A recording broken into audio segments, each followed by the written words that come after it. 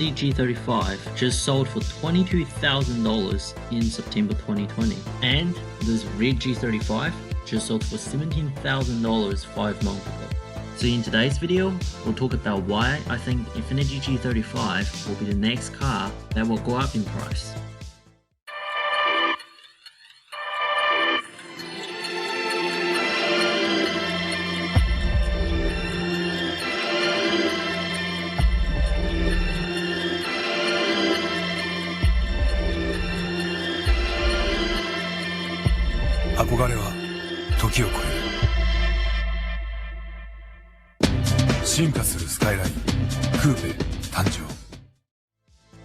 The Infiniti G35 was originally introduced as Nissan Skyline V35 in Japan.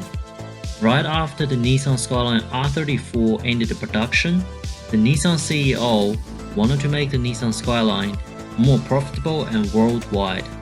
So they built a brand new generation Skyline V35 in 2002, and the car was exported to North America and Europe market as Infiniti G35. The Skyline V35 and the Infiniti G35 are basically the same car. The Skyline V35 is right-hand drive and built for countries like Japan, New Zealand and Australia, whereas the Infiniti G35 is a left-hand drive model which built for Canada, America and European countries. The Skyline V35 is basically a bigger version of a 350Z as they share the same engine and transmission. Both of the cars use the FM platform, which stands for the front midship chassis. According to the media, just 2 weeks after launch, the total domestic Japanese Skyline orders has already reached 42,000 units. The G35 was Motor Trend's Car of the Year for 2003 and has been well received by both the media and customers. The G35 was also nominated for the North America Car of the Year award that year and was on Car and Driver 10 Best list for 2003 and 2004. With that being said, G35 is pretty much the new Silvia. G35 with a balanced chassis and powerful engine matched with a 6-speed transmission offers the perfect recipe for a street/drift car. Now, before we get into the pricing part, I want to quickly show you guys the production number and the price of the older JDM Legends as a comparison.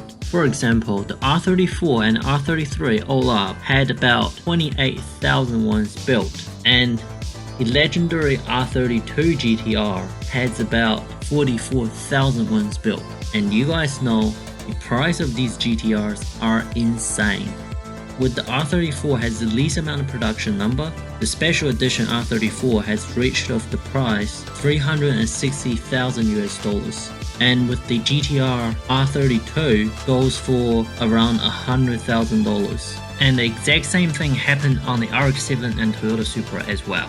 The price blow up once in 2014 and again in 2020, which in result, RX-7 goes for about $50,000 and the Toyota Supra goes for about $80,000. And about 5 years ago, you could get these cars for about a third of the price. But you guys get my point.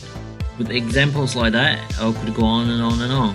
Basically, the smaller the production number is, indicates the car will worth more. Although there are a lot of left-hand drive model G35, there weren't actually that many Skyline. The right-hand drive V35 were made. As you guys can see, according to the production number, there were only about 13,000 Skyline were made, which include roughly one half being the sunroof model and 557 being the premium 70th edition. And out of the 12,889 were built, only 2,954 were manual. There are 9,935 were automatic, which means only about 23% were manual. Only about 3 years ago, you could pick up a really clean manual example for just under 10 grand. But now, the price of these cars almost pushing $20,000. Even from Japan, at Japanese auction, these cars are selling for around $15,000. Now with the left-hand drive model G35, although there were a lot of G35 made, they are still slowly going up in price because they were cheap, fun, good drift car, so people buy these cars and they just drift them and they crash them, and a lot of G35 are in really rough conditions. With time goes on, the clean low mileage examples will just become more and more hard to find, which in result the G35 would go up in price. If you guys look at the Silvia, older Skyline, this is exactly what happened. Back then those cars were so cheap and they're just good fun drift missiles until a lot of them start getting crashed, abandoned.